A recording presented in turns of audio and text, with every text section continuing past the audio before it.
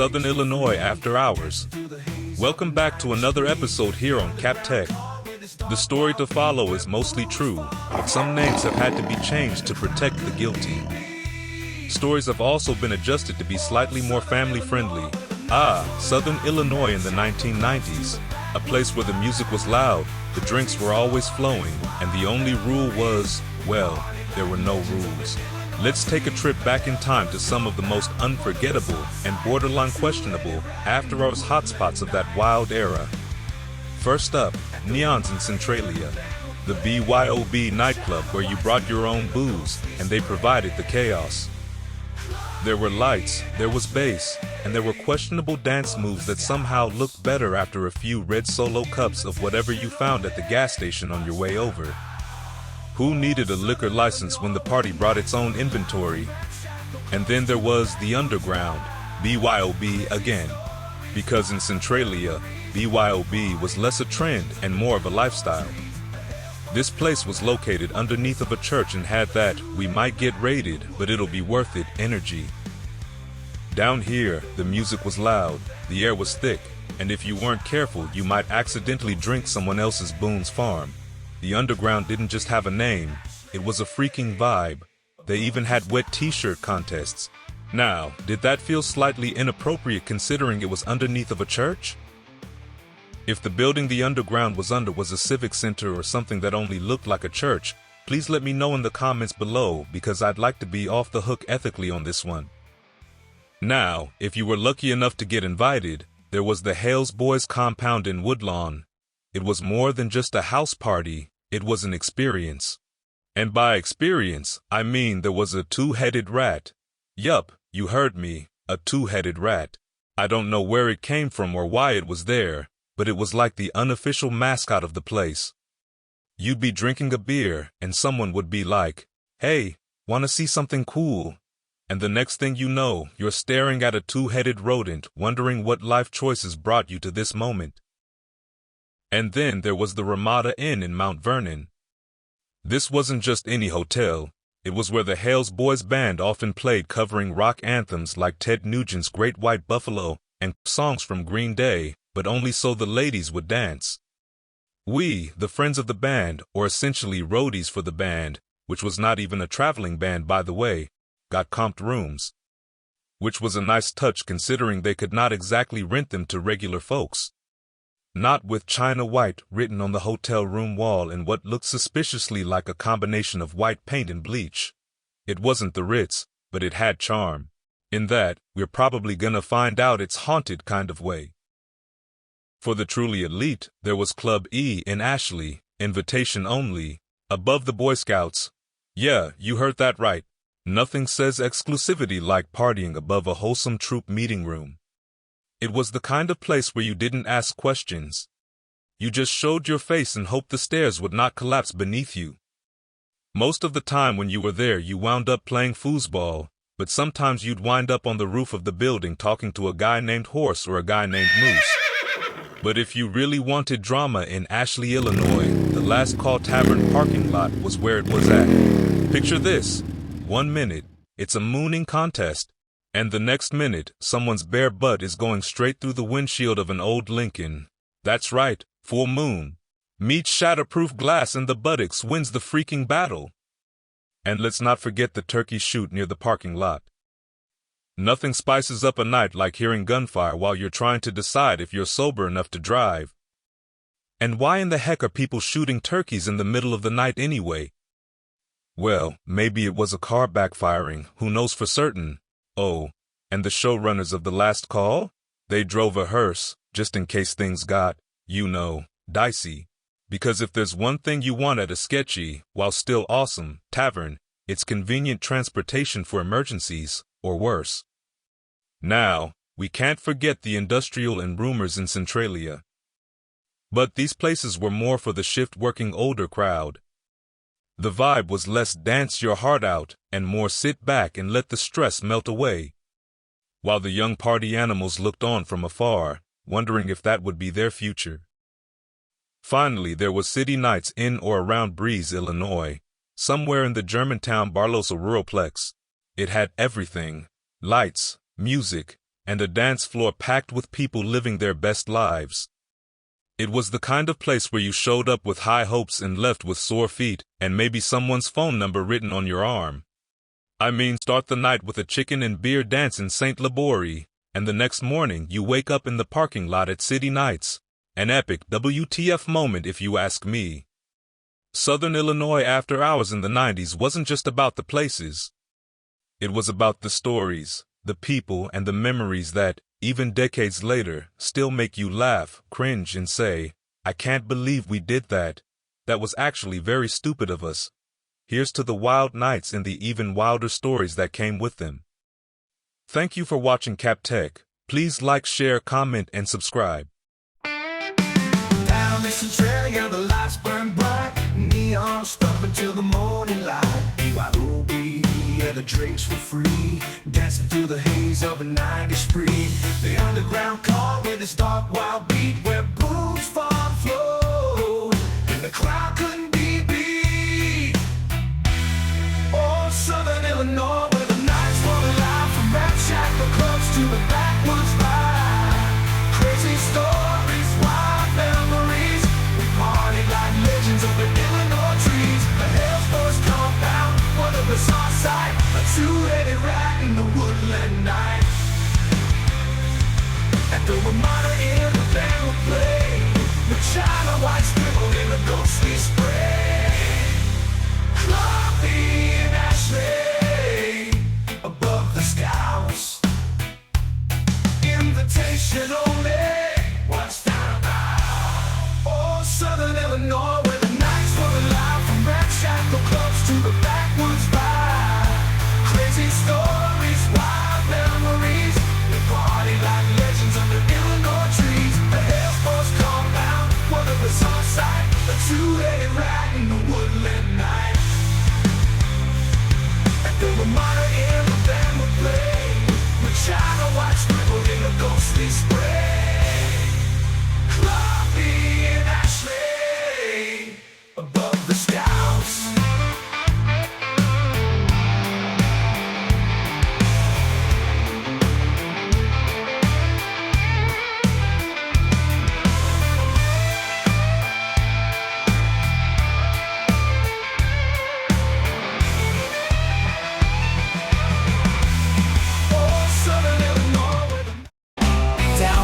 Trail, yeah, the lights burn bright, neons up until the morning light.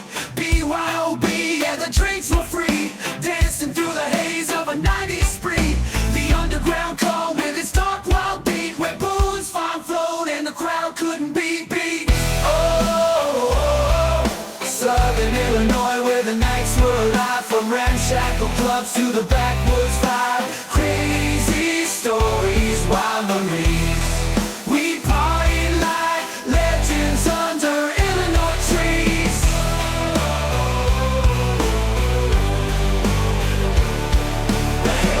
compound, what a bizarre sight, a two-headed rat in the woodland night. At the Ramada Inn, the band would play, with China white scribbled in a ghostly spray. Clubby and Ashley above the scouts, invitation only, what's that about? Oh, Southern Illinois, where the nights were alive, from ramshackle clubs to the backwoods vibe. Oh, Southern Illinois, where the nights were alive, from ramshackle clubs to the backwoods vibe. Cream out the far crowd, while city nights boom, young hearts unbound. Oh, Southern Illinois, where the nights were alive, from ramshackle clubs to the backwoods vibe. Crazy stories, wild memories, we party like legends under Illinois trees. So here's to the nights we'll never forget, the wildest stories, the craziest mess. Southern Illinois, you stole our youth with a soundtrack of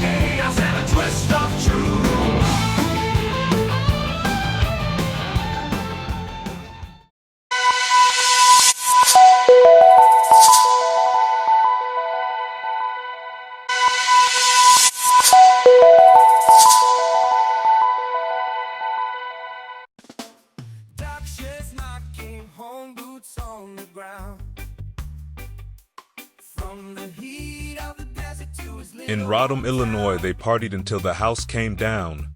Literally. Welcome back to Cap Tech. The story to follow is mostly true, but some names have had to be changed to protect the guilty. Stories have also been adjusted to be slightly more family-friendly. Southern Illinois is no stranger to wild stories, but few are as legendary as the homecoming of Sergeant Doc. Doc, the blonde-haired, smooth-talking charmer of Rodham, Illinois, a town best known for its Polish festival and the kind of small-town charm you can't find on a map, was about to make his triumphant return from the Middle East, and oh, he had plans. Big ones. Doc had been counting the days until his boots hit American soil. Before he even boarded the plane, he'd sent out invitations for his epic coming home party. Not a casual get-together, mind you. This was to be the event. Everyone was invited. Buddies from high school, cousins he hadn't seen in years, and even the old guy who worked at the gas station who once gave him a free soda. This wasn't just a party. It was going to be a celebration of life, liberty, and blackberry brandy, or as Doc liked to call it, yum enough ka. The plan was simple. The party would be held at his childhood home. The very house where Doc had learned to ride a bike, kissed his first girlfriends, and discovered the universal truth that stepping on a Lego hurts more than any war injury. But there was just one little problem. Doc landed, full of excitement and visions of fireworks, keg stands, and elderberry wine. Only to find out that his mom had sold the house. Not just the house, but technically the land the house was on, because, as it turns out, the house itself had been reduced to a leaning collection of wood, shingles, and memories held together by sheer nostalgia and duct tape. Welcome to Southern Illinois real estate, where even land with no house on it comes with a catch. Naturally, this put a bit of a damper on Doc's plans. At first, he thought about canceling the party altogether. After all, where do you host an epic bash? A dirt lot that might double as a raccoon hangout. But then inspiration struck. If the house was already falling apart, why not make the party a house teardown party? A full-blown, grab a sledgehammer and let's make some memories kind of event. Because nothing says welcome home like organized destruction. The invites were updated, the buzz spread across town, and the preparations began. Doc, ever the showman, even dug out the Elvis costume he'd worn at his buddy's Halloween wedding. That's right. The last time Doc was home, he had attended a wedding where costumes were mandatory. And in true Doc fashion, he didn't just show up as any Elvis. No, he was Vegas-era Elvis, complete with the cape, sunglasses, and enough sequins to blind a small crowd. His friends? They came as security guards, ready to escort the king. And let's just say, the elderberry wine, keg beer, and yum enough ka flowed freely that night. The wedding had been a riot, and Doc was determined to channel that same energy into his teardown party. On the big day, friends arrived armed with hammers, crowbars, and questionable DIY skills. The house was still standing, but just barely, a creaky, lopsided testament to better days. Someone brought a portable speaker blasting 80s rock, while another buddy showed up with a chainsaw. Not for any practical reason, just because he thought it would look cool. Doc, still rocking the Elvis costume, climbed onto what was left of the front porch and gave a speech for the ages. Friends, family, and vaguely familiar faces, he began. This house has seen it all. First dates, broken windows, and at least one questionable bonfire in the backyard. Today, we send it off the only way we know how, with laughter, booze, and maybe a mild injury or two. Let's tear it down Rodham style. What followed was less a party and more a community event. People swung sledgehammers like they were auditioning for a demolition reality show. Someone managed to start a game of beer pong on the half-collapsed kitchen table. As the walls came down piece by piece, cheers erupted, and Doc's mom, who had arrived to supervise, watched with a mix of pride and mild terror. When the final wall fell, the crowd toasted with yum enough ka, and Doc, ever the hero, declared the land officially cleared for its next chapter. By the end of the night, the house was gone, the lot was ready, and the memories were cemented in Rodham history. Doc's homecoming wasn't just a party, it was a legend.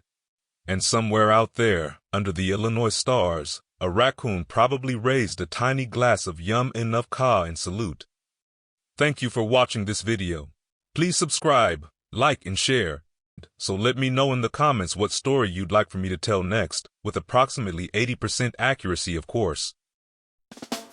Doc Chestnut came home, boots on the ground. From the heat of the desert to his little hometown. The ride on was ready, the party was set, but the house he remembered was now a regret. Mom sold the land, but the house still stood, leaning like they wished somebody would.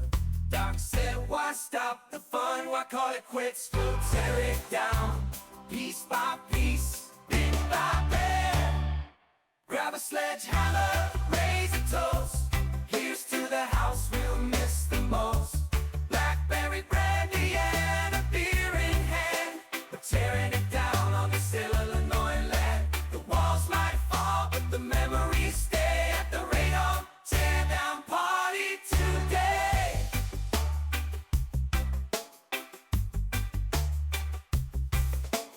Elvis came back with sequins and flair. Doc in his cape like he didn't care. Friends rolled up with tools in tow, chainsaws roaring, ready to go. The porch gave way with a mighty crash, and the crowd cheered louder with every smash. Dust in the air, music in the night. Doc shouted, keep swinging, it feels so right. Grab a sledgehammer, raise a toast. Here's to the house we'll miss most. Grab a sledgehammer, raise a toast. Here's to the house we'll miss the most. Doc Chestnut came home, boots on the ground. From the heat of the desert to his little hometown.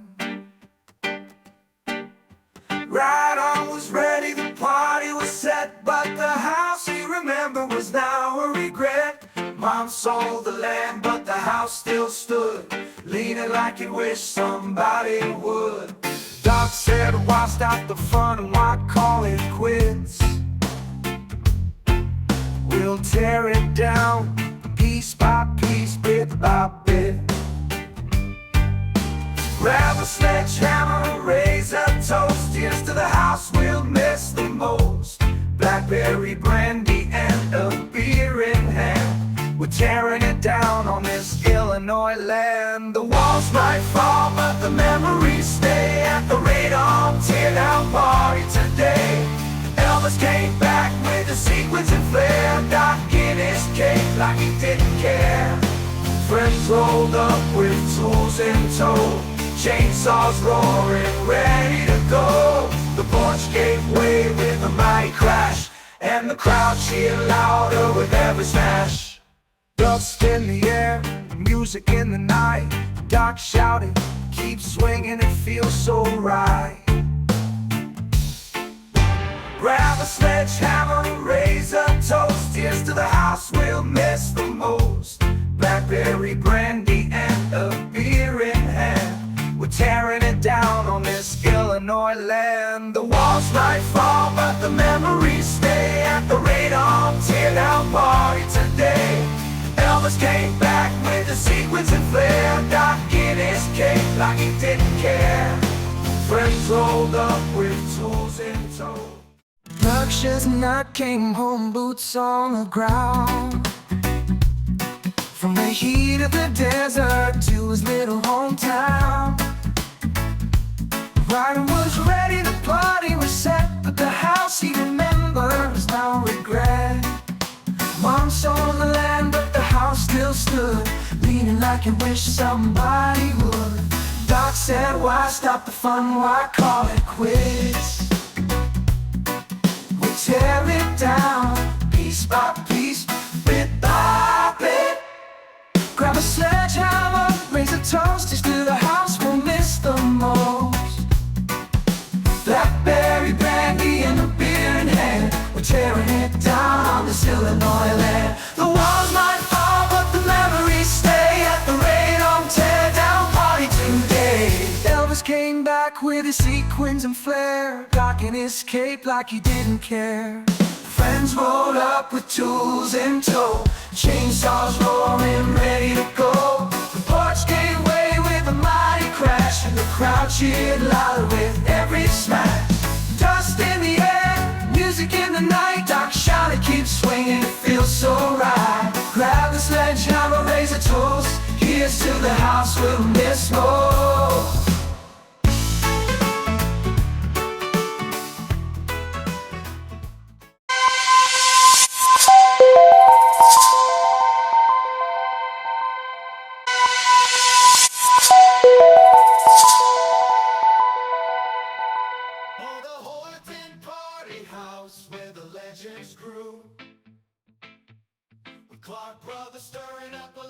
Greatest party house in 1990, Southern Illinois. Welcome back to another episode here on CapTech. The story that follows next is mostly true, but some names have had to be changed to protect the guilty. Stories have also been adjusted to be slightly more family-friendly. Southern Illinois has seen its share of wild times, but few places hold a candle to the legendary party house in Hoyleton, Illinois. Picture this, a two-story monument to chaos and camaraderie, sandwiched between an upholstery shop and the home of a sweet old woman. It was a beacon of revelry, right down the street from the Beehive 2 Tavern, a place the house regulars could have easily walked to but somehow always chose to drive. Because, you know, logic. This house had character, inside and out. Every window was adorned with duct tape in the shape of an X. Not because it was storm season, but because it was the 90s and the X-Files was basically a religion. The only bedroom on the main floor wasn't even a bedroom. It was the band room, a sacred space for music and mayhem. It's also where I would crash for weekends on end, blending into the background so seamlessly that no one even realized I was there.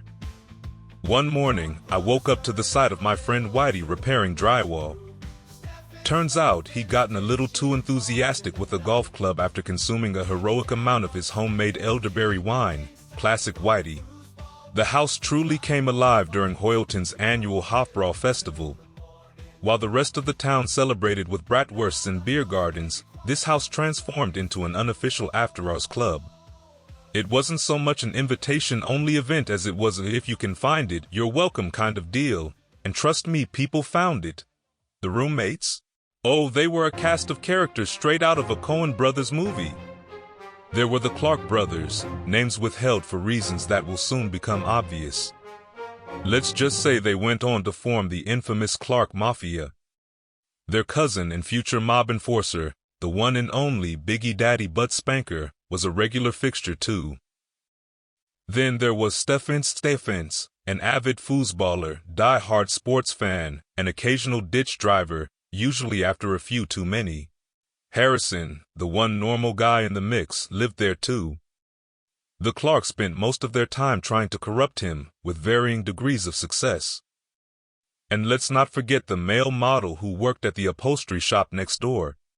He'd invite himself over to regale us with tales of kissing women in New York a decade earlier who were now apparently famous. Was he telling the truth? Probably not. Did it matter? Absolutely not. This house wasn't just a home, it was a legend. It had a heartbeat, a soul, and more stories within its walls than anyone could count. It was the place where friendships were forged, drywall was frequently patched, and the spirit of the 90s was alive and well. Southern Illinois may never see its like again, but for those of us who lived it, the memories are eternal. Cheers to the Hoyleton Party House, the greatest party spot this side of the Mississippi. Thank you for watching this video. Please subscribe, like, and share.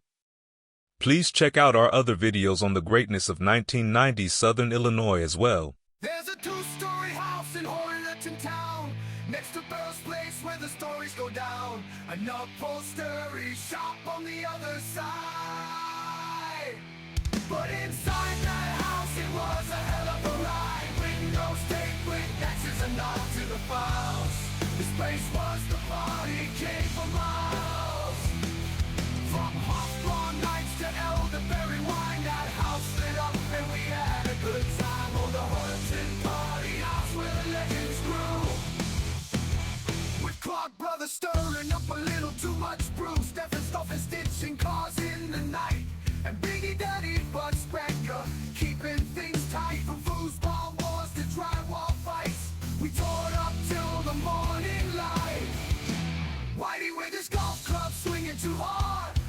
the drywall like he was building a barnyard. I crashed in the band room, no one knew I was there.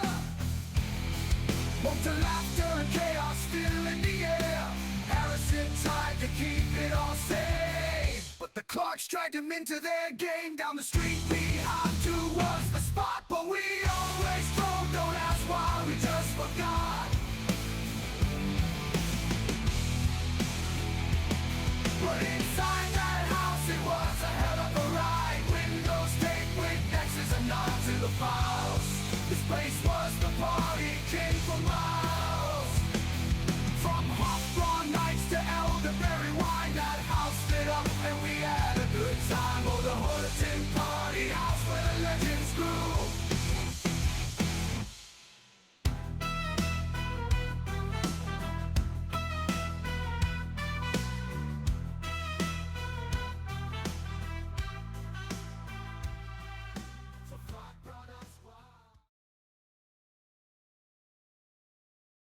Oh, the Hoyleton Party House where the legends grew. With Clark brothers stirring up a little too much brew. Stephen stuffing, stitching cars in the night. And Biggie Daddy got spent keeping things tight. From foosball wars to drywall fights, we tore it up till the morning light.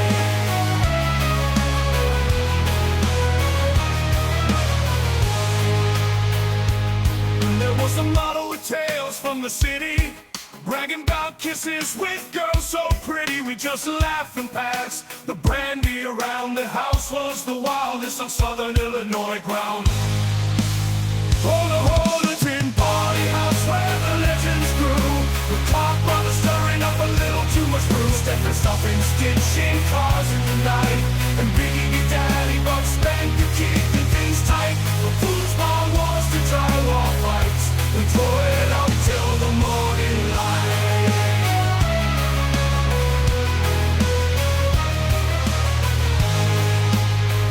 Now the house may be quiet, but the story still rolls. The southern Illinois treasure, a part of our soul. Raise a glass to the nights we'll never forget.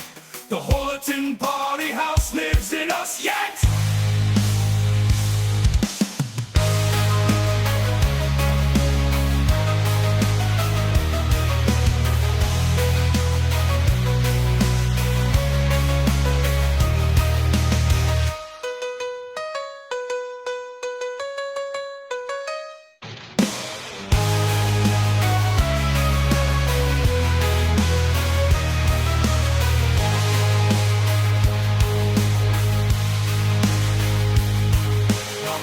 May be quiet, but the story still roll. A southern Illinois treasure, a part of our soul. Raise a glass to the night. Oh, the Hoyleton Party House where the legends grew. With Clark brothers stirring up a little too much brew. Stephen stuffing, stitching cars in the night. Biggie Daddy but Spanker keeping things tight. From foosball wars to drywall fights, we tore it up till the morning light. Then there was the model with tales from the city, bragging about kisses with girls so pretty.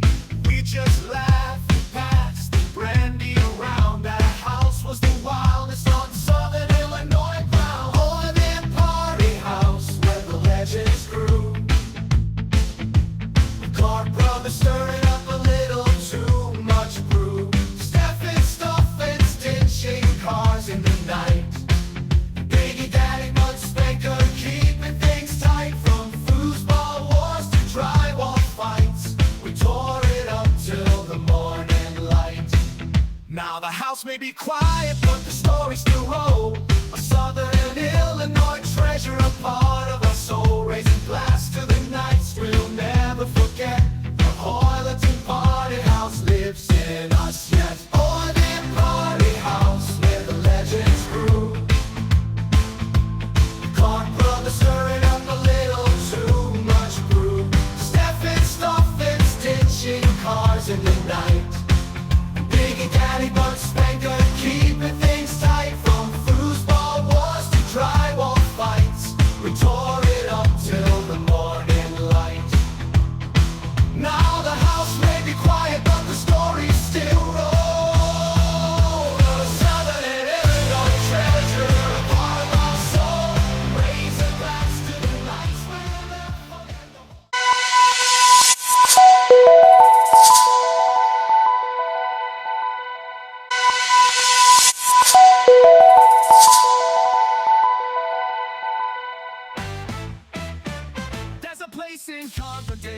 a story to be told. Forward to Unsee where the night was pure gold. Kicks were flowing. Music loud. Greatest college party in Southern Illinois history. Welcome back to another episode. Please like, share, comment, and subscribe to Cap Tech. The story that follows next is mostly true, but some names have had to be changed to protect the guilty. Stories have also been adjusted to be slightly more family-friendly. When it comes to legendary college parties, you can compare to the chaotic masterpiece that was 402 Elm Street in Carbondale, Illinois, circa 1997. This wasn't just a party. This was an event, a cultural phenomenon that burned itself into the memory of everyone who was lucky, or unlucky, enough to be there. Let's set the stage. 402 Elm Street was your typical college house, slightly leaning, perpetually sticky floors, and a vibe that screamed, "We make poor decisions here." It was the kind of place where the refrigerator's contents were legally classified as biohazards, and the couch had seen things no couch should ever see. That night, the Nashville crew rolled in from Washington County, bringing with them a band named Cherry Bomb. Their lead singer, a robust fellow in a Mexican wrestling mask. Their stage, a stack of box crates in the living room. Their set list, unforgettable. The crowd, absolute chaos with just the right amount of questionable decisions. The night started innocently enough, as these things always do. 4 kegs were tapped, and a guy stationed at the front door charged $3 for entry, his pockets bulging with dollar bills and a weird collection of bottle caps he insisted were lucky. Somewhere in the melee was at least one professor, sipping beer and pretending they weren't silently judging their life choices, or enjoying themselves a little too much. Out front, Horse, yes that's what everyone called him, decided to put on a show of his own. Armed with a baseball bat and an impressive lack of inhibition, he obliterated a TV in the front yard to the roaring approval of the crowd. It was the kind of destruction that could have landed him on the evening news, but instead, it made him a legend. Not one to disappoint, Horse took his act to the basement for an encore. This time, the victim was a vacuum cleaner. The cheers were deafening, and someone might have started chanting, "Horse, horse, horse." It was the closest thing to gladiatorial combat Carbondale had ever seen. Meanwhile, the fire chief made a surprise appearance, not to break up the party, but to casually question one drunken roommate about a recent incident involving a frat house and a lighter. The roommate, holding a red Solo cup and swaying slightly, gave a statement so incoherent it could have been mistaken for interpretive poetry. Classic small-town college drama.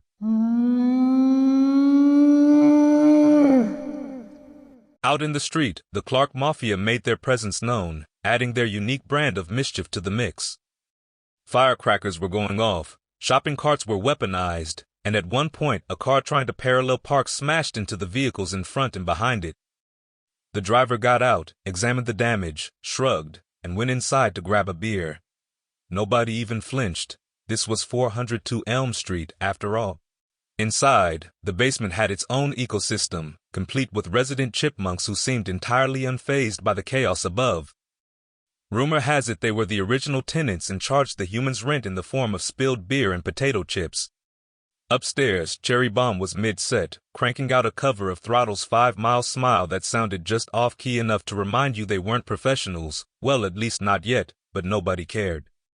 The dance floor, if you could call it that, was a sloppy sea of flailing limbs and spilled drinks, and then there was Horse's grandfather. This man, a legend in his own right, showed up midway through the party, wearing suspenders and an air of unshakable confidence. He promptly drank the kids under the table, regaling them with stories of his own wild youth that made their antics seem tame.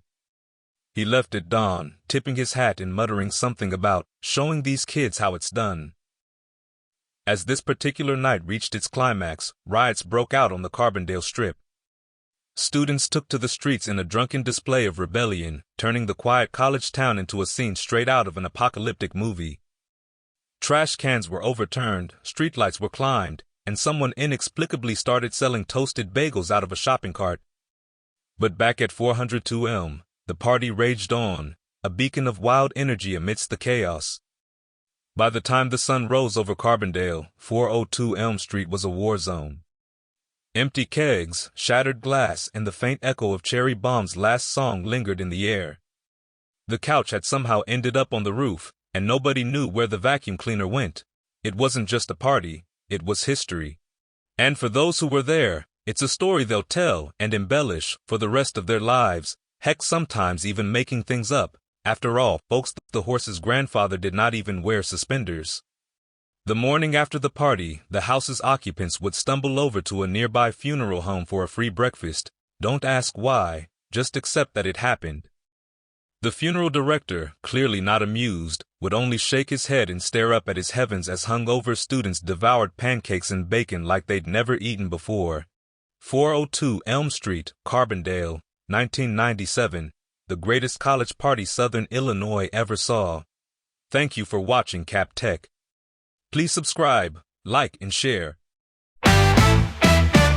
There's a place in Carbondale, it's a story to be told. 402 Elm Street where the night was pure gold. Kicks were flowing, music loud but band on great stage.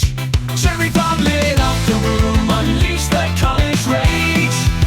At 402 Elm, weddings were made, broken TVs and vacuums, memories that won't fade. Riots in the streets and chipmunks in the den. We'll never see a party like 402 again.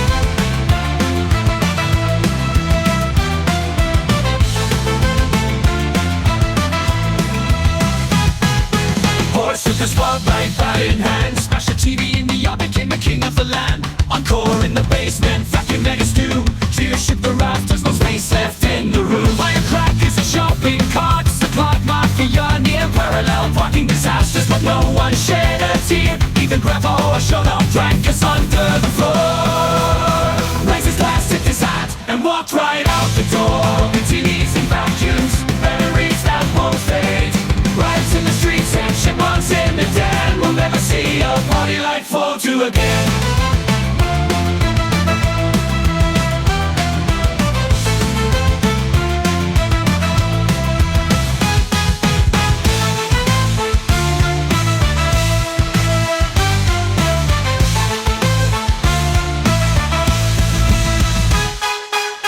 To them where legends are made, broken TVs and vacuums, and memories that won't fade.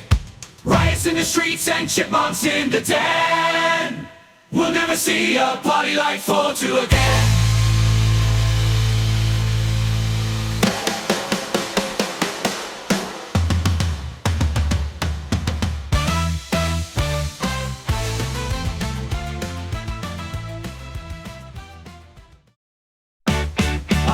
Out of the corner pretending he's not there. A grilled cheese caught in the riot, smoke filling the air. The fire chief stopped by, rumors flew like sparks as chaos reigned supreme under Carbondale stars. Morning came too early, the house of war tones old. Couches on the rooftop and debris we didn't know. To the funeral home for breakfast, a feast to clear our heads with pancakes and a nod. We rose from the dead at 402 Elm.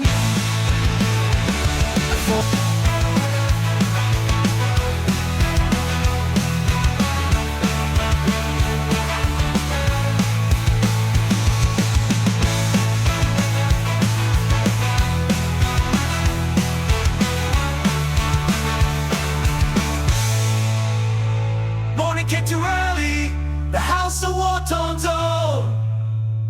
Couches on the rooftop and debris we didn't know. To the funeral home for breakfast, a feast to clear our heads with pancakes and a nod. We rose from the dead.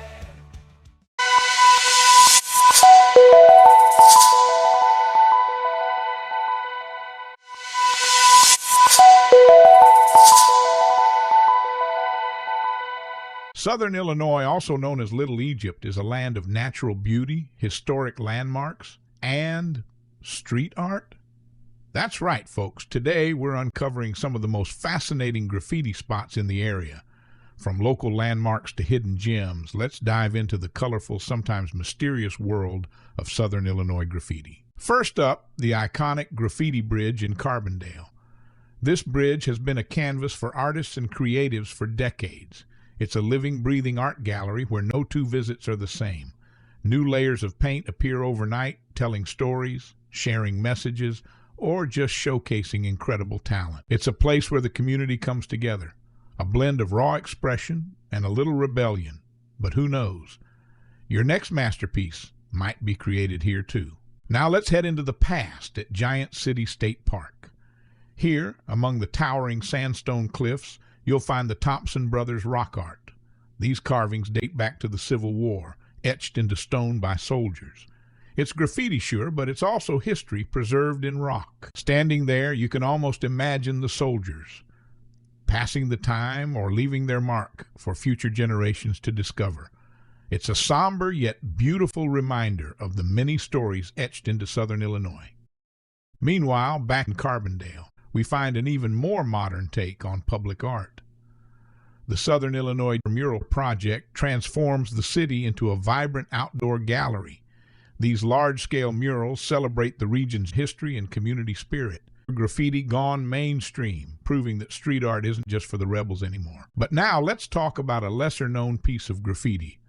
Above Route 127, there's a rather unconventional work of art. It's bold, it's bizarre, and it simply says FUKFC, accompanied by an at-first-glance crude stick figure of a chicken. This majestic piece's beauty is perfectly conveyed by its simplicity. Here's the twist. The infamous chicken graffiti may now have been completely painted over, rendering it invisible to the naked eye. But what if it's still there, hidden beneath layers of paint? Imagine this. With state-of-the-art technology, Pinckneyville could fund a project to resurface this graffiti for tourists. Using techniques like infrared scanning or digital restoration, we could uncover the artwork, bringing back a piece of local art history. Now, what's the story here? Well, no one knows for sure, but there's a theory, a somewhat speculative theory, that it might be the work of a rogue culinary activist. Legend has it that this artist, dubbed the Foul Avenger by locals, was once an employee at a nearby fast food chain. After a fallout involving an undercooked drumstick and a secret recipe gone awry, they vowed to make their feelings known. Thus this piece was born. But there's yet another layer to this freaking epic legend. Some speculate that the artist may have had ties to the Clark outfit, a notorious mob operating out of nearby Nashville, Illinois, infamously headquartered next to a wholesale chicken business. Could the graffiti be more than just culinary rebellion? A coded message? A territorial marker? Well, obviously, further investigation was needed, so we here at Cap Tech spoke off the record with Nashville Mafia, colloquially known as the Clark outfit. Please note for the record that our source is not the enforcer and cousin of the Clarks, known only as the Big Daddy Butt Spanker. Anyway, this source, who shall remain nameless and even nicknameless, stated that the Clarks had nothing to do with the mysterious graffiti chicken, and speculated that extraterrestrial artists may have been the culprits here, adding that such sheer beauty is rarely created. With such intriguing possibilities, it's worth wondering, could local businesses like GS Metals or the Red Hawk Golf Course help fund the technology to bring this hidden artwork back to life? After all, a resurfaced FUKFC graffiti could become a quirky tourist attraction, adding even more intrigue to the area's cultural tapestry. Could bringing this graffiti back into the spotlight boost local tourism? It's not out of the question. After all, who wouldn't want to visit the site of the mysterious FUKFC graffiti and ponder this art world-shaking legend for themselves before heading over to Water Street for an ice-cold brewski? From the colorful bridge in Carbondale to the whispered tales of foul rebellion above Route 127, Southern Illinois' graffiti scene is even more diverse than the region itself. It's proof that art can be found in the most unexpected places. Thanks for joining us. Be sure to like and share your graffiti spots in the comments below. Until next time. Also, quick side note for those near Pinckneyville, Illinois, maybe someone should open the Jolly Acre back up so that we have a place to discuss important matters like this without the burden of digital traceability. Comment below. Until next time.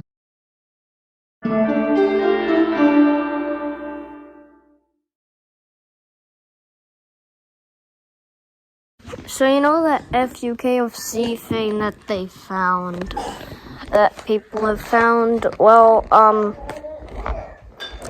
I think that it was just someone who worked at KFC and got fired because maybe they did too many orders wrong. I don't know, but I think that's a pretty good assumption of what could have happened, and they just kind of graffitied a little chicken saying "F you, KFC." KFC's actually delicious, though.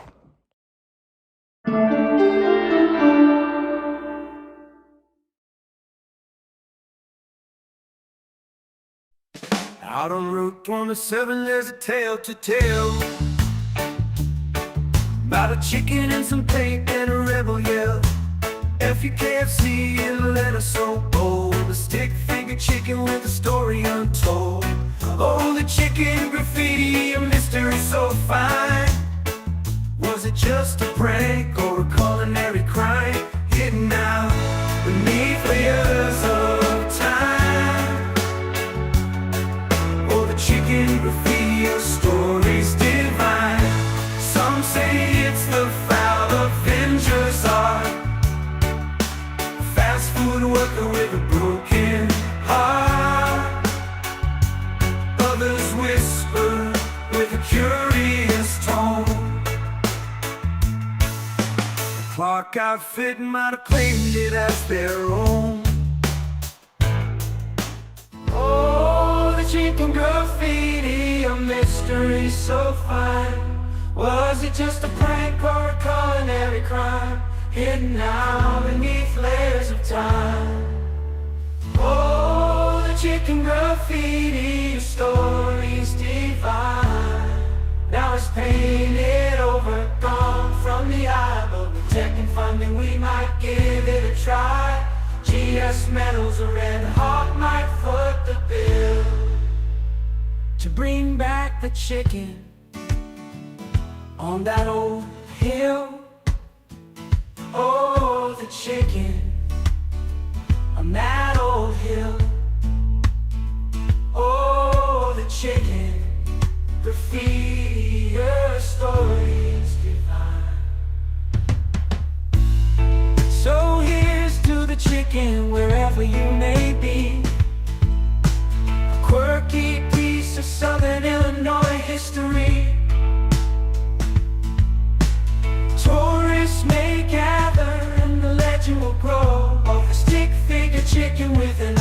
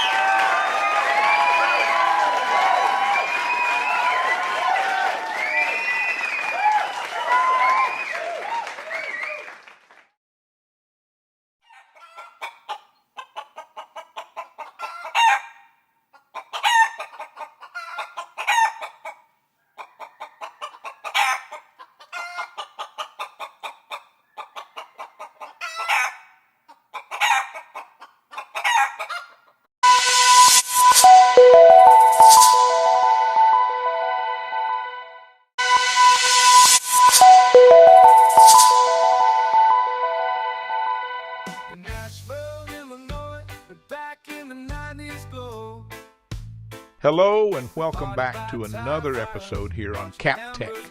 If you enjoy our content, please remember to like, share, and subscribe. We have adjusted some of the details in the following video to protect my crazy and guilty friend. Back in the summer of 1995, on the desolate back roads of Hoyleton, Illinois, a legend was born. A story so wild, so ridiculous, it's hard to believe it actually happened. But it did. And it all started with Harry Barley King Henderson. Harry wasn't your average teenager. He had moxie, and he had the keys to his farm. Harry had one goal: throw the biggest, rowdiest keg party Southern Illinois had ever seen. This was a full-scale keg party. Flyers were hand-drawn and passed around. Word spread through high school halls and local gas stations. Harry pulled together every resource they had. Slick Rick, with his unbeatable fake ID, rolled in with 4 kegs of imported beer. Well, imported from Kentucky. Bomb Kathy whipped up her signature explosive Jell-O shots. And the wrench? He turned the bed of his rusted-out Chevy into a full-on DJ booth, complete with lights, speakers, and a fog machine that may or may not have been borrowed from the local skating rink. When the sun set over Hughley Road, the farm was packed. Trucks, bikes, and beat-up sedans were parked in rows as far as the eye could see. People poured in from Nashville, Centralia, and even some daring souls from Mount Vernon. The barn was illuminated with strings of mismatched Christmas lights, and the dance floor, made entirely of hay bales, was already packed. Music blasted from the Wrench's sound system. It was a mix of Nirvana and Tupac. Harry, standing on top of a tractor, raised a bottle of moonshine and yelled, "Let's make history!" And history they made. The night was more than just beer. Someone had brought giant jugs of homemade elderberry wine, sweet, syrupy, like it was Gatorade. Meanwhile, one guy, known only as Ashtray Andy, hypothesized tequila shots were too mainstream. He found an old ashtray in the barn, poured in some bottom-shelf tequila, and drank it. No one even questioned it. But things really illuminated when someone lit a tire fire. Now, no one knows who started it, but within minutes, a pile of old tractor tires behind the barn was up in less than environmentally healthy flames, the black smoke high into the sky, visible for miles. People started gathering around it like it was some kind of pagan ritual. Harry, ever the opportunist, grabbed a giant jug of elderberry wine, put in a toast to the fire, and declared, "This is art." Not everyone was there just for the dancing, though. Enter the Clark Mafia. Now, if you've never heard of the Clark Mafia, you're not alone. This was a group of smooth-talking mofos out of Nashville, Illinois. They ran the underground scene, dealing in poker games, bootleg liquor, and the for the locals. They even bribed the Hoyleton police to look the other way that night. But in 1995, the Clark Mafia wasn't quite the powerhouse they would become. The cops weren't taking the bait. Still, the Clark Mafia showed up to the party. And here's the thing. While everyone else was chugging elderberry wine and hiding from the law, these guys walked through the crowd like untouchable kings. Not one of them got harassed by the powers that be, informally known only as the Man. Some say Sheriff Buzzkill Morgan gave them a nod and let them go. Others claim the Clark Mafia had dirt on him. Who rightly knows? But one thing is faux show. They drank Harry's moonshine like it was water, and left without a scratch. And speaking of Sheriff Buzzkill, he wasn't about to let the biggest party in Illinois history go down on his watch. Around midnight, as the crowd hit its peak, sirens in the distance. At first, people thought it was just part of the music. Then came a plethora of red and blue fun-slaying lights, cutting through the cornfields like searchlights. The powers that be, informally known only as the Man, weren't playing around. They brought school buses, freaking buses. You heard that right. Buses, freaking buses. They'd haul everyone off in bulk. Harry saw the lights and shouted the battle cry that would go down in Washington County history. Scatter. It was every man, woman, and mulleted teenager for themselves. Beer cans. People tripped over hay. Someone tried to hide in a tire. Yes, the same pile that was on fire. And then the escape plan, the cornfield. When you're surrounded by 500 acres of corn, there's only one logical option. Run for it. The cornfield was pure chaos. People were yelling for their friends, losing shoes, and running into stalks so tall they blocked out the moonlight. One guy came out covered in corn syrup, swearing he'd been abducted by aliens. Bombed Kathy. She used her jello shots like grenades, throwing them at deputies and shouting, "Taste the rainbow!" Meanwhile, Slick Rick was trying to siphon gas out of a car to make a getaway. It did not go very well. Harry held his ground. When the powers that be cornered him in the barn, he pulled out the oldest trick in the book, the bluff. "The kegs are in the silo," he yelled, "but watch out for the raccoons. They're territorial." The powers that be believed him. They actually climbed up that silo ladder only to get squawked at by a very angry raccoon family. It bought Harry just enough time to make his escape. By the end of the night, over 50 people were arrested. The barn was trashed. There were rumors of an uprising. The Hoyleton police declared it the biggest police action of the decade, but ask anyone who was there, and they'll tell you it was worth it. Harry, in the back of a squad car with a grin on his face, summed it up best.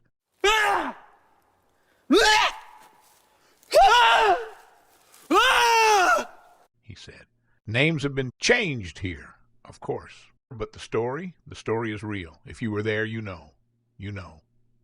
I wish someone would reopen Beehive 2 down the street from the party discussed in this video so that we could remember it without digital traceability.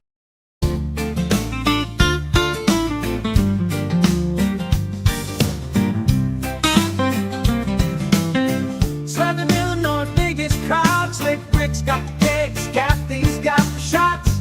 The ranch is DJing, turning up the clocks.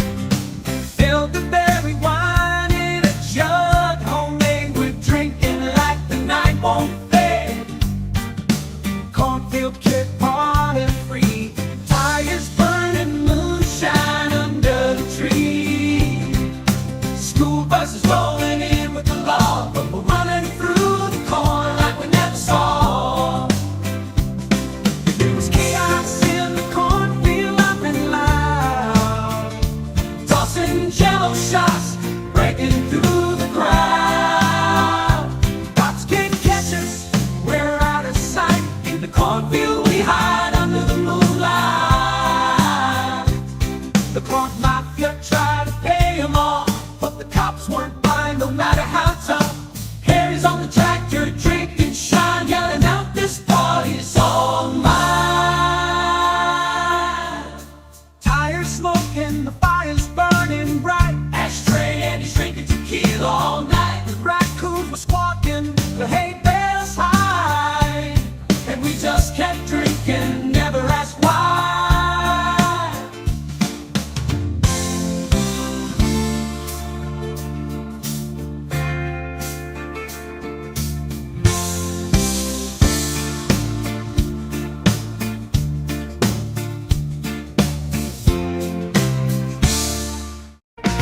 It was live on every road, Harry's place where the wild seeds grow. The farm was lit, the music loud, Southern Illinois, biggest crowd.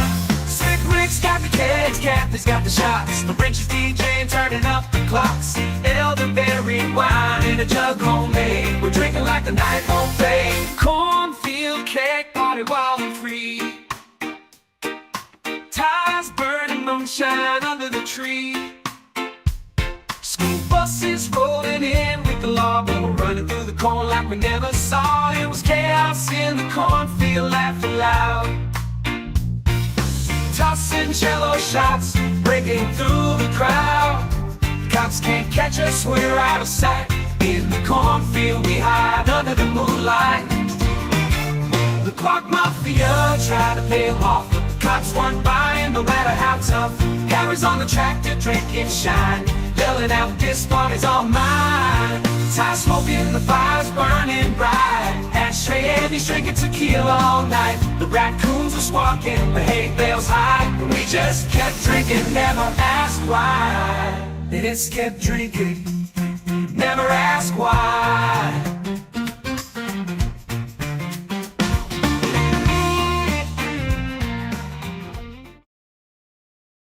In Nashville, Illinois, but back in the 90s glow, we partied by tire fires, watching embers glow.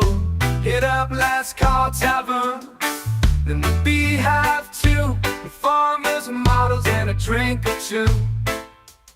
Pretty girls, pickup trucks, through the Hornet Sevens our lane. Riding through the night, we were wild and insane. Down in Nashville, where the nights were long, scrolled by our side, we were singing our song. After midnight, we hit the little Nashville's door. Hungry trucker specials, we couldn't ask for more. The Beehive was buzzing with laughter and cheers. Cold beer in hand, shake off our fears. From the fields to the bar, we were all the same, just small town folks playing a big time game. Pickup trucks parked round, wide or something inside. We own those nights till the morning light. Down in Nashville, where the nights were long, scrolled by our side, we were singing our song. After midnight, we hit the little Nashville's door. Hungry trucker specials, we couldn't ask for more. Tie fires burning to the last call at the bar. We danced under the stars, we didn't care who we are.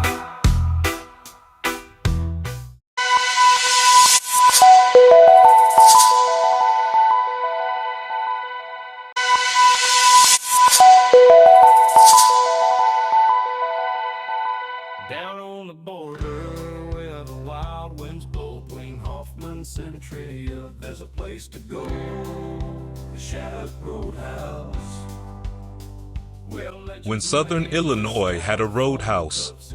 Welcome back to another episode here on CapTech. Please like, share, comment, and subscribe. The story that follows next is mostly true, but some names have had to be changed to protect my very guilty friends. Stories have been adjusted to be ever so slightly more family-friendly as well. Welcome to the Shattuck Roadhouse, a 1990s gem buried in southern Illinois, nestled right between Hoffman and Centralia. The kind of place where dreams, disasters, and questionable decisions collided over a pool table and a 44-ounce styrofoam cup filled with liquid courage. This wasn't just a bar. It was a social experiment in chaos, a petri dish of human unpredictability. It sat in a sweet spot, or maybe a cursed one, just down the street from the state prison and the local college. You'd walk in, look around, and think, this place is basically a choose-your-own-adventure book. Do I leave here with a diploma or an inmate number? The locals called it the Roadhouse, as if the name alone could explain the madness, but it couldn't. You had to experience it to believe it. Picture this. It's a Friday night. The jukebox is belting out Garth Brooks for the 7th time because someone's cousin figured out how to hack the thing. The air smells like stale beer, bad decisions, and a whiff of motor oil for reasons no one ever bothered to ask. Behind the bar, there's Stefan Safence, the unflappable bartender/peacekeeper. This guy could mix drinks, diffuse bar fights, and explain the rules of strip drinking, all without breaking a sweat. Stefans had a soft spot for the Clark Mafia, the self-proclaimed rulers of the Shattuck social scene. Friends of the Mafia got the Holy Grail, $5 Long Island iced tea served in 44-ounce styrofoam cups. These cups were so big you could use them to bail out a canoe. You'd see Clark Mafia regulars hoisting them like medieval goblets, declaring, to cheap booze and questionable life choices. Now this didn't sit well with the shipwrights, the rival crew from just across the invisible border. These guys thought they owned the pool table and half the dance floor. One night, one of the shipwrights stood up, slammed his beer down, and yelled, "This dartboard, shipwright territory." A Clark Mafia guy, already 3 Long Islands deep, shot back, "Oh yeah? Well, stay off our craps table or we'll confiscate your darts." It was like watching a low-budget version of West Side Story, but with fewer dance moves and more beer gut. And then, of course, there was the infamous strip drinking. Yes, you heard that right, strip drinking. It was like strip poker, but instead of losing your shirt over cards, you lost it over how much you could chug. Every Friday night, some poor first-timer would wander into the bar, take one look around, and think, is this the best or worst decision of my life? The answer, of course, depended on where you were sitting and who was doing the stripping. One guy, mid-game, stood up and shouted, "Take it all in, folks! This is what peak male performance looks like." To which someone in the back yelled, "Put it back on! Peak or not, nobody needs to see that!" But it wasn't all fun and games. The Shattuck Roadhouse had a way of forcing you to think about your life, whether you wanted to or not. One minute you'd be singing along to friends in low places, and the next you'd step outside and see the prison lights glowing down the road. Maybe you'd think, man, I'm really just one DUI away from ending up there. Then you'd look the other direction, see the college campus, and think, or maybe I could enroll in night classes, get my life together. It was like the bar itself was perched on the edge of destiny, handing you a styrofoam cup and saying, pick a path, buddy, left for redemption, right for incarceration, but finish your drink first. Sir Fence had seen it all. He once told a story about the time a guy walked in, declared he was taking a break from prison, ordered a beer and paid with a crisp $20. No one ever figured out where he got it. Then there was the time two college girls came in with textbooks, trying to study for finals while a full-blown fistfight erupted over who got to control the jukebox. And let's not forget the infamous night when someone tried to smuggle a live chicken into the bar. Why? No one knows. But the chicken ended up on the dance floor, and by the end of the night someone had named it Professor Clucksworth. The Shattuck Roadhouse wasn't just a bar. It was an institution, a rite of passage, and a cautionary tale rolled into one. People came for the cheap drinks and stayed for the chaos, or maybe because their ride left without them. Either way, everyone walked out with a story. So, here's to the Shattuck Roadhouse. To the Long Islands, the rivalries, the stripping, and the life lessons served up in styrofoam cups. It may be gone now, but the legend lives on in every ridiculous, hilarious, and slightly embarrassing memory. And who knows? Maybe, somewhere out there, Professor Clucksworth is still clucking along, keeping the spirit of the Roadhouse alive. Thank you for watching this video. Please subscribe, like, and share. Please comment if you ever went to the Shattuck Roadhouse. But I understand if you can't provide too many details surrounding your own involvement with this particularly shady place.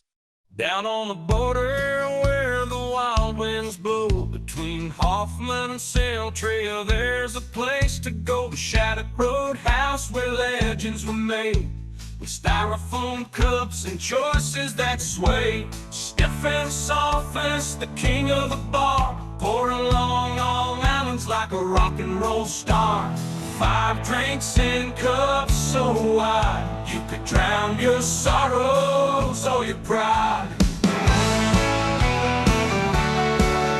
Oh, the Shattuck Roadhouse, where the stories unfold.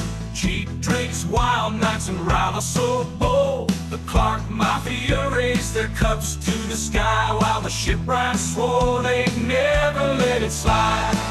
Strip drinking games to jukebox tunes. Shattuck Roadhouse, where you'd howl at the moon. On a Friday night, the crowd poured in, with a wink from Stiffens, the chaos begins. The Clark boys claim the crap stables reign, while the shipwrights bark, stay in your lane.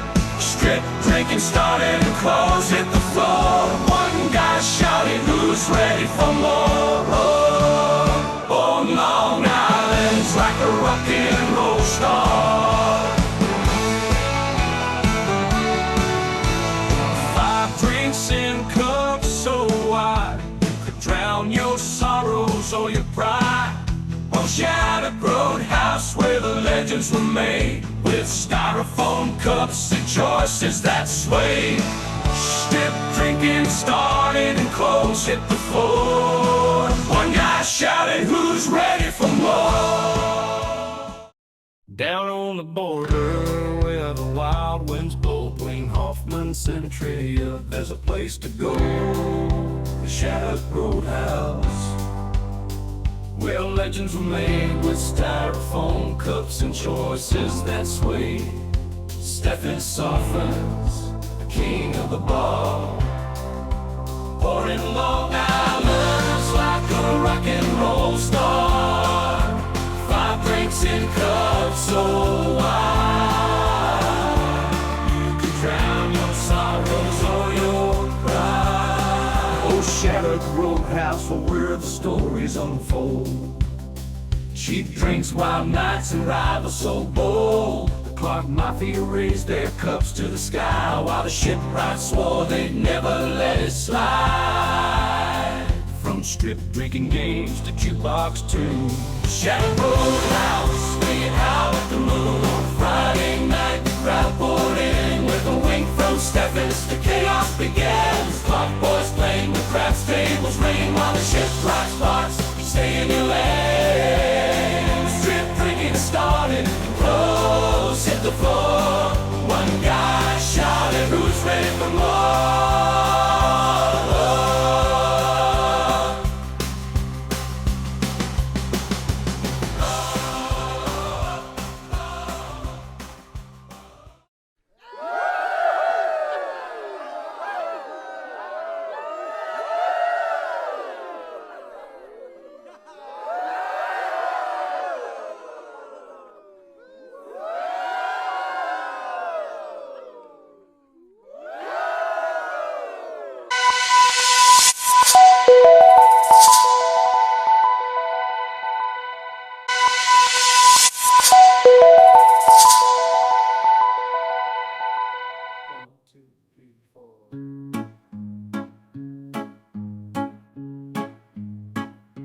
Bobby and Randy, 2 small town boys, sipping on beer, talking about their joys. We need some girls who bake pies and sing like those Nashville girls who don't do a thing. They heard the tale and they couldn't resist. A little town up north where the girls are pure bliss. Virgin is man, that's where we gotta be. The quest for virgins. Welcome back to another episode here on Cap Tech. Please like, share, comment, and subscribe. The story that follows next is mostly true, but some names have had to be changed to protect my very guilty friends. Stories have been adjusted to be just a smidge more family-friendly as well. All right, folks, listen up because this is the dumbest story to ever come out of 1990s Southern Illinois. Bobby and Randy, 2 college boys with a combined IQ of room temperature, are sitting at Van Zant's, this little bar on the way to Virgin's. They're sipping on cheap beer, talking about how the girls at the Nashville bars aren't exactly wife material. Man, I'm sick of these girls yelling at me every time I sing Free Bird on karaoke night. I want a wholesome girl. Like, one who bakes pies and volunteers at the church bake sale, you know? Yeah, like, virgins or something. That's when this guy at the bar, looked like he fell out of a Leonard Skinner cover band, leans over with a grin. You boys want wholesome girls? You just head up to Virgin's. They're sweet as sugar up there. Virgin's, Bobby says, his eyes lighting up. Like, virgins.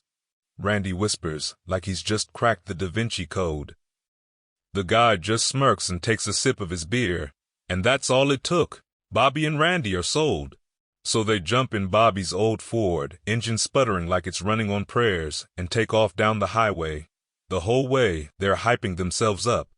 Dude, I bet they're wearing sun hats and making lemonade right now. You think they'll have cookies? I hope they got pie. I like pie. First stop? Another bar on the way. Not exactly wholesome. It's the kind of place where the bathroom doors don't lock, and the jukebox hasn't been updated since 1984. Hey, is this Virgin's? Nah, keep going up the road, but don't blink or you'll miss it. They take off again, more determined than ever, but every stop is a disaster. The gas station, just a grumpy old farmer buying Copenhagen. The diner? Full of truckers and one lady who asked Randy if he had any spare smokes. By now, they're starting to doubt themselves. Man, I thought this was gonna be like a fairy tale. Like we'd roll up and there'd be girls in sundresses churning butter or something. Maybe they're playing hard to get, let's try one more place. They stop at this tiny bait shop that also sells fireworks because, you know, Southern Illinois. Bobby walks up to the counter, determined. Excuse me, sir, we're looking for virgins. Like, where the wholesome girls are. You mean, the town? It's just up the road. The town? Bobby says, his face falling faster than a bad karaoke performance. You mean, it's not virgins? Randy whispers, devastated. That's when it hits them, like a truckload of bad decisions. They've spent the whole night chasing virgins thinking it was some mythical land of pure-hearted girls, but it's just a tiny town in the middle of nowhere with nothing but cornfields and a water tower. Well, at least the beer's cheap. And that, my friends, is the legend of Bobby and Randy's quest for virgins. A tale of hope, confusion, and the eternal search for a wholesome girl. That led to nothing but bad directions in warm bush light. Moral of the story? Don't take life advice from a guy at Van Zant's. And for the love of God, check a map. Thank you for watching this video. Please subscribe, like, and share. Please comment below.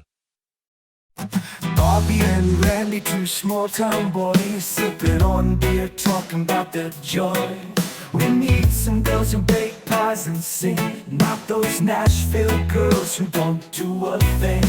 They heard the tale and they couldn't resist a little town up north where the girls are pure bliss. Virginis, man, that's where we gotta be. Wholesome girls, maybe even a little sweet tea. But they were looking for virgins, but found a small town where cornfields grow and the water towers round. They asked at the bar, they asked at the shop, but Virginis ain't what they thought.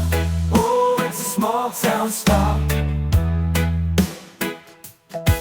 They hopped in the truck with a dream in their eyes, but the road kept going and the hopes got high. First stop was Van Zant's. They were feeling so bold, but all they found was a jukebox and beer too cold. Is this Virginia's? We've been looking all night. Keep going, boys, it's just up the road inside. But the road stretched on like a country song, and Bobby and Randy were starting to get it all wrong.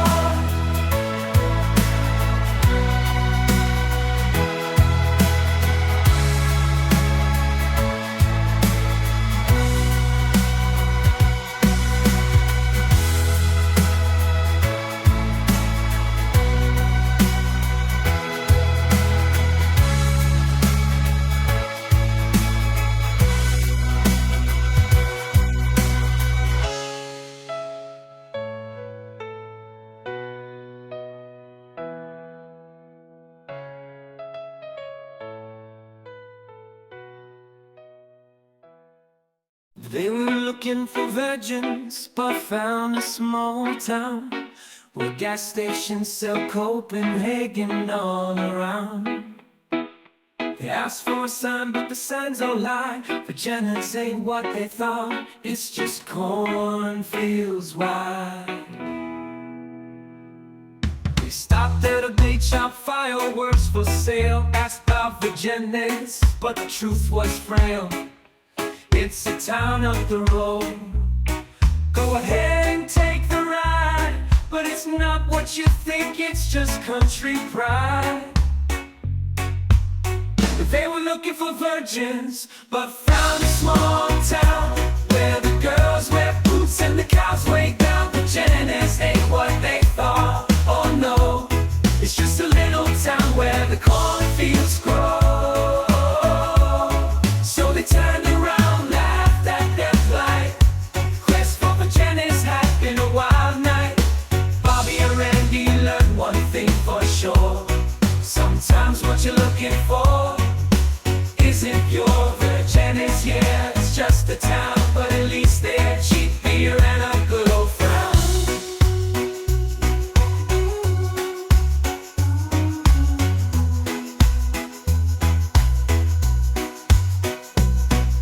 Stopped at a bait shop, fireworks for sale. Asked about Virginians, but the truth was frail. It's a town up the road. Go ahead and take the ride, but it's not what you think, it's just country pride. They were looking for virgins, but found a small town where the girls wear boots and the cows way down. But Virginities ain't what they thought. Oh no.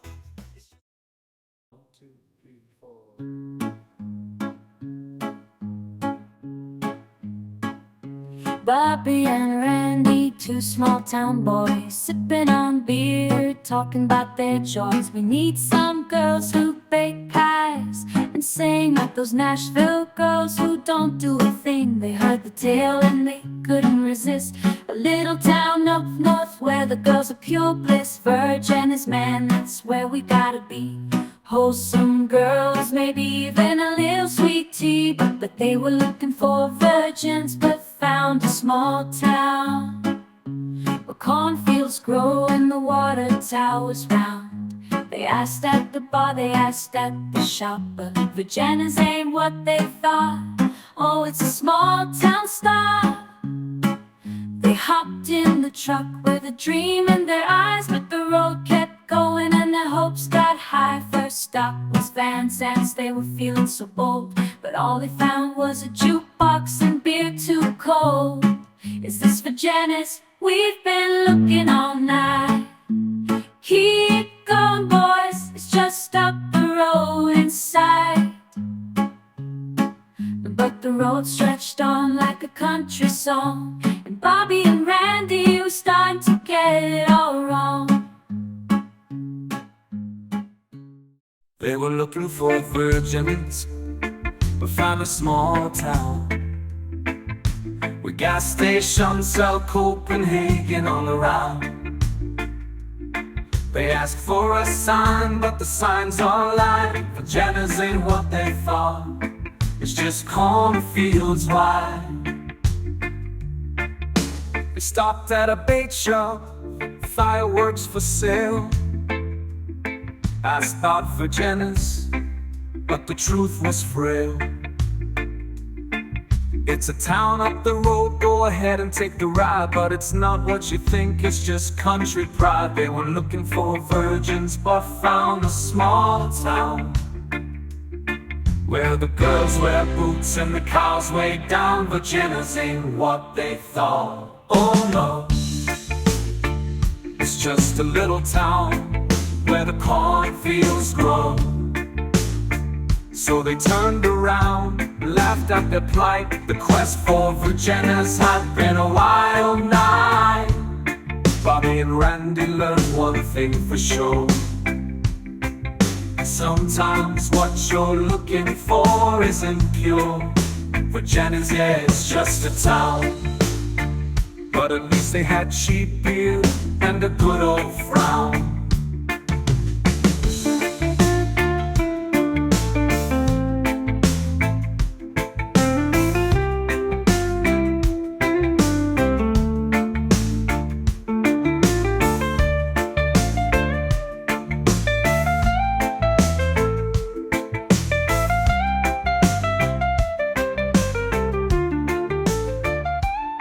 But at least they had cheap beer.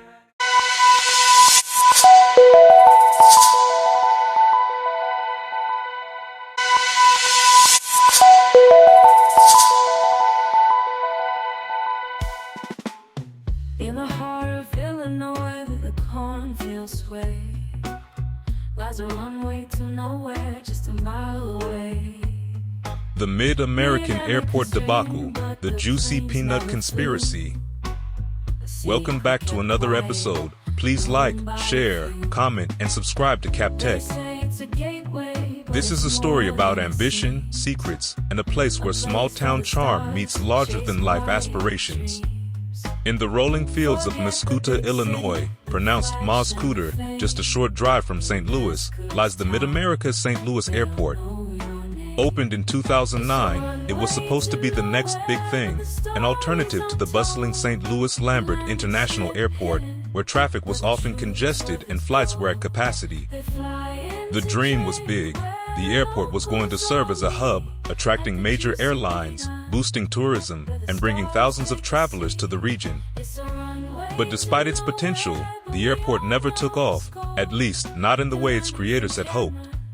Despite its modern amenities and spacious terminals, the airport struggled to gain the traction it needed. In its early years, airlines that had been promised as partners didn't show up. Flights were few and far between, and many of the empty gates sat unused. For years, critics referred to Mid-America as a gateway to nowhere, and it seemed as if the city had invested millions into a project that simply couldn't take off. But was it really the lack of demand for air travel that doomed Mid-America, or was there something more to the story? Some have speculated that the airport was never intended to cater to the masses. While public officials touted its convenience and proximity to St. Louis, there's a theory that the real reason Mid-America was built had less to do with regional travel and more to do with secrecy, and a particular bar, just a short drive away, known as the Juicy Peanut. Located in the heart of Mascoutah, the Juicy Peanut is a local institution. Known for its cozy atmosphere, hearty meals, and cold drinks, the bar has long been a favorite hangout for locals.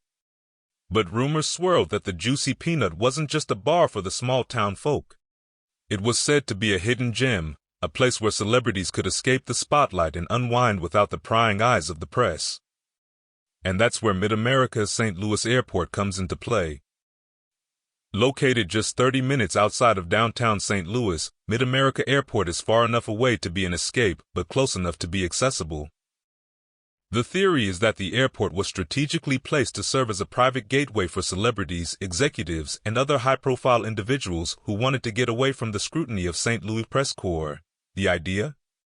Fly into Mascoutah, skip the public eye at Lambert, and head straight to the Juicy Peanut, where they could relax in anonymity, away from the flashing cameras and gossip columns. Imagine it, the sleek private jets landing on the tarmac of Mid-America Airport, their VIP passengers stepping off and slipping into the quiet town of Mascoutah.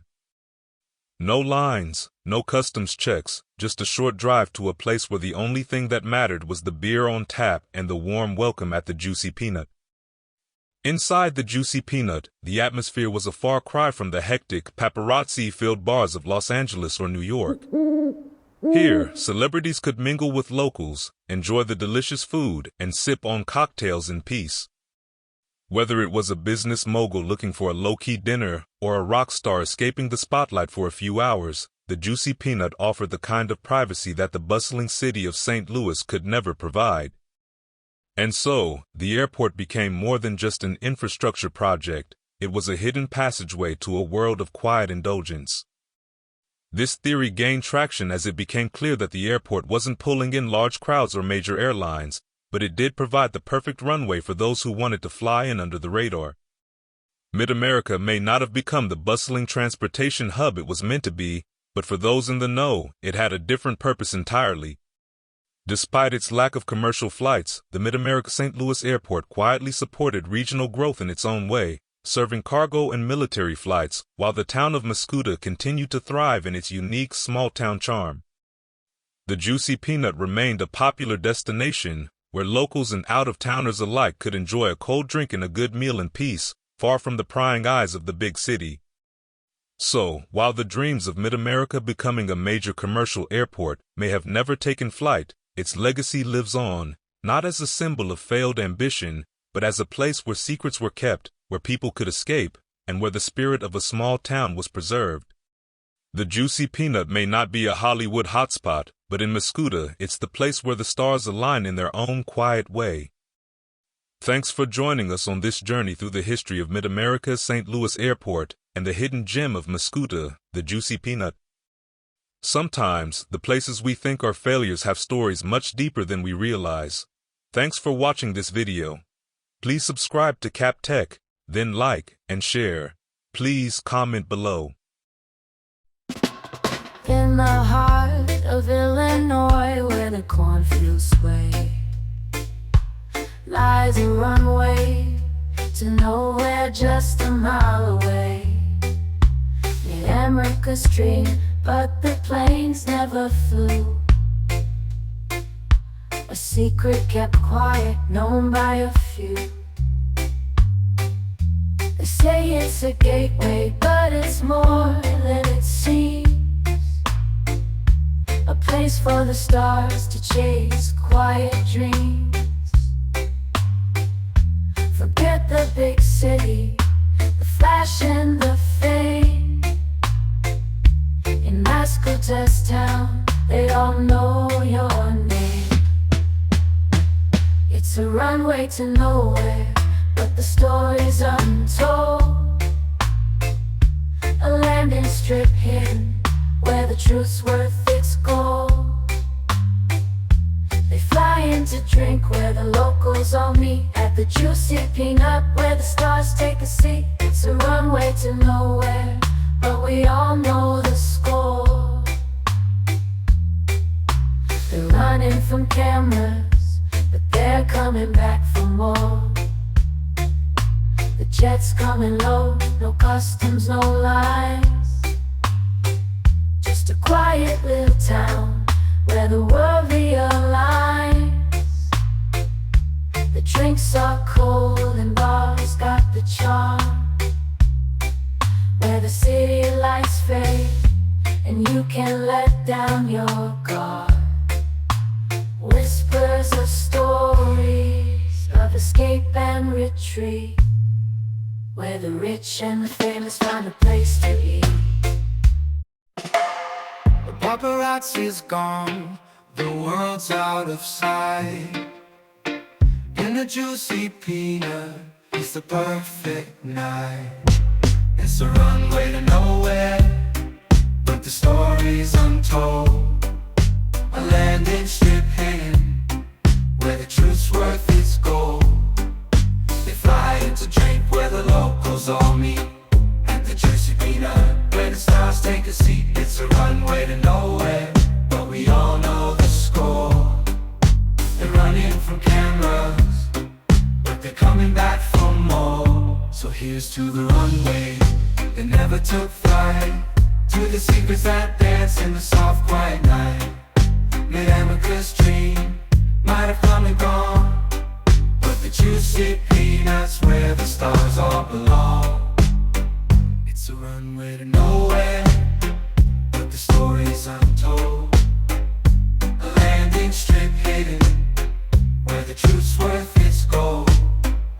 They fly in to drink where the locals all meet.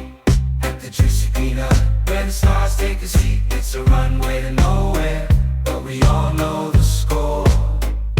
They're running from cameras, but they're coming back for more.